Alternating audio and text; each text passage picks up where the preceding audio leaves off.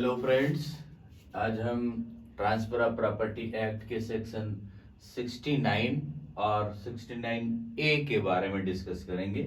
ये बहुत ही इम्पॉर्टेंट सेक्शंस हैं, जुडिशियल एग्जाम्स के मेन एग्जाम में ये पूछे जाते हैं। इसमें section 69 power of sale when valid, जो मार्गेजी है उसको सेल करने का पावर वैलिड कैसे होगा और कैसे वो सेल कर सकता है, इसके बारे में इस सेक्शन में बताया गया। For recover money, mortgage money को रिकवर करने के लिए मार्गेज प्रॉपर्टी को पार्ट या फुल में विदाउट कोर्ट परमिशन के, जब सेल डीड में या दोनों के एग्री होने में मार्गेज और मार्गेजी के वो प्रॉपर्टी सेल हो, ऐसा इसमें बताया गया कि वो कैसे सेल हो सकती है। तो इसमें पहला पार्ट कहा गया इंग्लिश मार्गेज। वो क्या हो? इंग्लिश मार्गेज हो, पहली बात कहेगी इंग्लिश मार्गेज हो, और उसमें मार्गेजी और मार्गेजर दोनों ही ना तो हिंदू हो, ना मोहम्मडन हो, और ना ही बुद्धिस्ट, और कोई भी स्टेट गवर्नमेंट अपने जैसे गजट में डिक्लेयर करती है ऐसा वो डिक्लेयर भी न किया गया हो, पहली बात। दूसरी बात, मार्गेज्ड बाय गवर्नमेंट के द्वारा मार्गेज किया गया हो, और मार्गेज डीड में उसे रिटन में लिखा हो कि जो मार्गेजी है उसे सेल करने का पावर है। ये इसके बी पार्ट में है। सेकेंड पार्ट में पावर बाय मार्गेज डीड, अगर पब्लिक है या बैंक है और उसमें उसको मार्गेज डीड में ही लिख दिया गया कि अगर वो मार्गेज मनी नहीं दे सकता तो उसे वो सेल कर सकता है, तब वो सेल कर सकता है। या स्टेट गवर्नमेंट अपने रूलिंग में गजट करवा दे, तब वो सेल कर सकता है। ये इसके सी पार्ट में कहा गया। तो इसके ए बी सी में वो कैसे सेल कर सकता है ये बात बताई गई, पर वो कब तक सेल नहीं करेगा ये इसके सेकंड पार्ट में बताई गई कि वो कब तक प्रॉपर्टी सेल नहीं कर सकता। पहली बात कि उसको एक रिटन नोटिस देनी पड़ेगी, किसको? मार्गेजर को। कौन देगा? मार्गेजी उसको रिटन नोटिस देगा, और जब वो नोटिस उसको रिसीव हो जाएगी उसके 90 डेज मतलब 3 मंथ के बाद में वो प्रॉपर्टी सेल करने का लायबिल होगा। अगर नोटिस नहीं देता और उसको 3 मंथ का समय नहीं देता तो वो उसका सेल इलीगल हो जाएगा। अब इसका सेकेंड, इंटरेस्ट मोर देन 500, अगर जो मार्गेज मनी है उस मार्गेज मनी का इंटरेस्ट 500 रुपए से ज्यादा हो गया हो, कितना? 500 रुपए से ज्यादा हो गया हो, और वह कम से कम मिनिमम 3 मंथ से पेमेंट ना कर रहा हो, तब वो सेल करने के लिए मार्गेजी अथोराइज होगा। अब वो कब सेल करेगा, कब उसका क्या होगा, सेल के बाद क्या होगा? थर्ड पॉइंट में कहा गया कि सेल, जो सेल होगा उसमें परचेजर और मार्गेजर की अनुमति से सेल हुआ, तो जो मार्गेजी उस प्रॉपर्टी को सेल कर देगा किसी एम पर्सन को, किसी अदर पर्सन को, तो अगर उस प्रॉपर्टी में कोई नुकसान हो गया, अगर उसमें सेल में कोई घाटा हुआ या नुकसान हुआ, तो उसका जो परचेजर है वो रिस्पॉन्सिबल नहीं होगा। लेकिन जो नुकसान हुआ उसको मार्गेजर से कोई फर्क नहीं पड़ता, क्यों? मार्गेजर उस नुकसान को मार्गेजी से कलेक्ट करेगा। ये इसके सेक्शन 3 में बताया गया। अब इसके 4th में कहा गया कि जो पेमेंट आ गया, अभी क्या हुआ कि मार्गेजी अपॉइंट हुआ, मार्गेजी उसका जो सेल करने का पावर कैसे आया, सेल कब हो सकता है ये बात करें। अब मान लिया यहाँ पर सेल हो गया, सेल हो करके पेमेंट किसने, मार्गेजी ने रिसीव कर लिया। अब मार्गेजी उसका पेमेंट कैसे कैसे करेगा, मार्गेजी रिसीव मनी को कैसे पेमेंट करेगा, ये सेक्शन इसके 69 के 4 में बताया गया। तो पहले वो क्या करेगा, सबसे ए पार्ट में जो उसके पहले के बकायेदार होंगे, सबसे स्टार्टिंग के बकायेदार होंगे, जब मार्गेज प्रॉपर्टी करी गई उसके पहले के जो बकायेदार होंगे उनको पहले वो पेमेंट करेगा सबसे पहले, क्योंकि सबसे पहले उनका राइट बनता है। फिर क्या होगा, कोर्ट ने अंडर सेक्शन 657, कोर्ट ने अंडर सेक्शन 57 बकायेदार किसी को ऑर्डर किया होगा तो सेकंड उसको वो पेमेंट करेगा। थर्ड, उसमें जो भी चार्जेस हैं, हाउस टैक्स है, रेवेन्यू है, अदर टैक्सेस हैं, इलेक्ट्रिक बिल है, ठीक, और जो उसके और खर्चे हैं उनका सबका वो पेमेंट करेगा। उसके बाद में जो उसके बाद के मार्गेजी हैं, जो सेकंड मार्गेजी हैं, उनकी मार्गेज मनी का पेमेंट करेगा। डी पार्ट में जो और मार्गेजी हैं उनका वो पेमेंट करेगा। इसके बाद में इसके मार्गेजी, सेकंड मार्गेजी कौन हुआ, जो ये कलेक्ट कर रहा मनी को, वो उसके पहले क्या करेगा, मार्गेज मनी के जो इंटरेस्ट है उसका पेमेंट करेगा। फिर मार्गेज मनी, जो मार्गेज मनी बनी, इंटरेस्ट और जो पेमेंट लिया गया था वो टोटल मिला करके मार्गेजी अपना पेमेंट ले लेगा। उसके बाद में जो पेमेंट बच गया, एफ पार्ट में कहा गया जो रेस्ट पेमेंट हुआ वो पेमेंट किसको चला जाएगा, मार्गेजर को चला जाएगा, क्योंकि अब उसने सारा उस प्रॉपर्टी का पैसा जितना था वो सब अदा हो गया, तो रेस्ट पैसा किसका बच रहा, मार्गेजर का बच रहा। तो जो रेस्ट पैसा बचा वो मार्गेजर के पास में चला जाएगा। ये इसके 4th पार्ट में बताया गया। अब लास्ट 5th पार्ट में बताया गया कि 1/7/1982 के पूर्व ये लागू नहीं था। 1982 के पूर्व अगर किसी का है तो वो सिस्टम से पेमेंट नहीं होता था। ये इसका सेक्शन 69 कहा गया। बड़ी जी बड़ा सीरियल से इसको समझ में आ गया होगा, बड़ा सीरियल से इसको लिखा गया। अब सेक्शन 69 ए के बाद ए के में क्या बताया गया, अपॉइंटमेंट ऑफ रिसीवर। रिसीवर का अपॉइंटमेंट कैसे हो सकता है, कैसे किया जाता है, और रिसीवर के वर्क क्या क्या हैं, ये सेक्शन 69 ए में बताया गया। अपॉइंटमेंट ऑफ रिसीवर, मार्गेजर और मार्गेजी, जब मार्गेजी को प्रॉपर्टी सेल करने का राइट है, जब मार्गेजी को प्रॉपर्टी सेल करने का राइट है, तब मार्गेजी मार्गेजर की अनुमति से उसमें एक रिसीवर, केयर टेकर रिसीवर नियुक्त करता है। रिसीवर किसका एजेंट होता है, मार्गेजर का, लेकिन उसको अपॉइंट कौन करता है, मार्गेजी उसको अपॉइंट करता है। इसका अपॉइंटमेंट हो गया, और अपॉइंटमेंट कब होगा, जब मार्गेजी को सेल करने का पावर होगा। अब इसके बाद में आ जाते हैं कि इसका अपॉइंटमेंट कैसे होता है। अभी तो ये तरीका हो गया, अब मार्गेजी इसको अपॉइंट कैसे करेगा। इसके फर्स्ट में बताया गया है कि बाय रिटन लेटर ही अपॉइंट, मार्गेजी उसको लिखित पत्र के द्वारा, लिखित लेटर के द्वारा उसको अपॉइंट करेगा, और जिसको अपॉइंट करेगा वो उस मार्गेज मनी के, मार्गेज प्रॉपर्टी के सारे रेंट, सारे प्रॉफिट और सारे खर्चे, ये सब वो मैनेज करेगा। इसके लिए अपॉइंट किया जाता है receiver.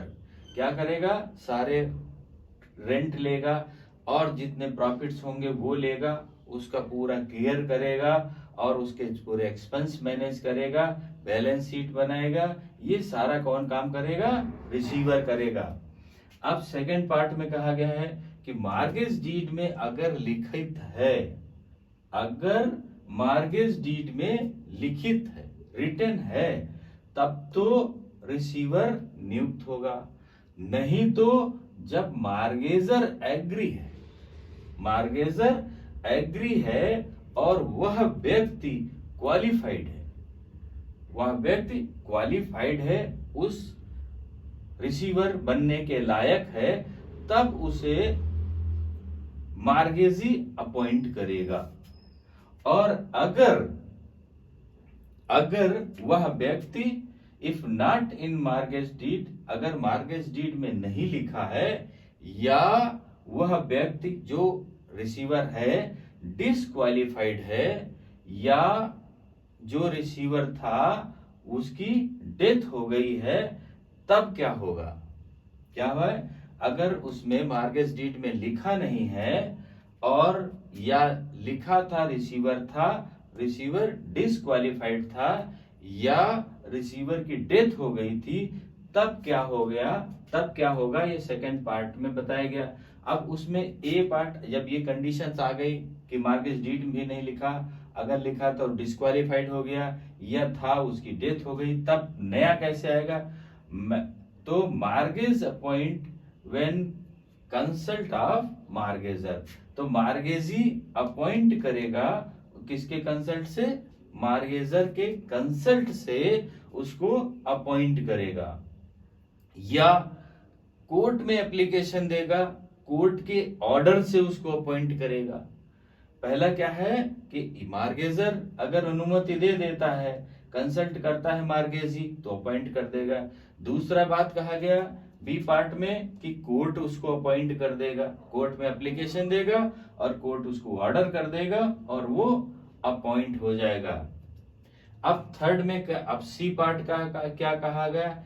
He removed any time written and signed by both और बाय एप्लीकेशन बाय कोर्ट। अब उसको हटाया कैसे जाए? ये तो अपॉइंट हो गया। इसी में कहा गया कि अगर उस रिसीवर को हटाना है तो हम किसी समय उसको एक रिटन लेटर दे करके, रिटन नोटिस दे करके, रिटन उसको बता करके, और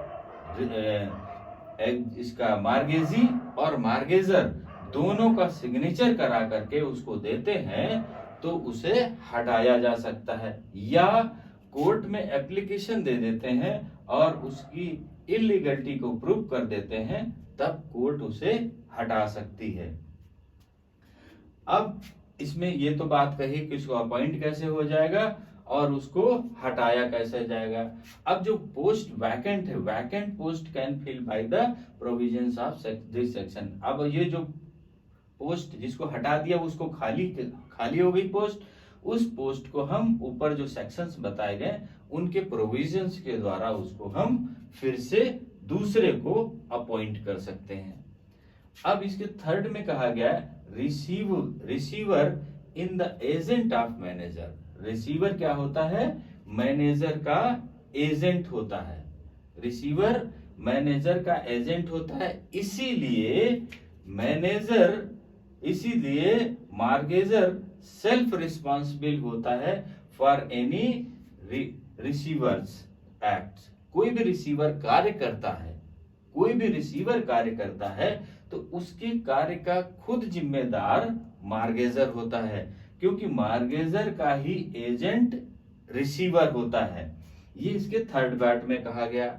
अब फोर्थ पार्ट में कहा गया receiver's power to demand and recover all income. Receiver का केवल इतना है काम कि वो जो भी बकायादार हैं, जो भी रेंट है, जो अदर चीजें हैं, उनको वो डिमांड करता है, उनसे मांग करता है कि आपका इतना रेंट हुआ गया या कोई प्रॉफिट है तो आपकी कितना देयदारी बनती है, वो करेगा और उससे वो इनकम, रेंट, एक्सपेंसेस और जो अदर चीजें हैं वो कलेक्ट करेगा।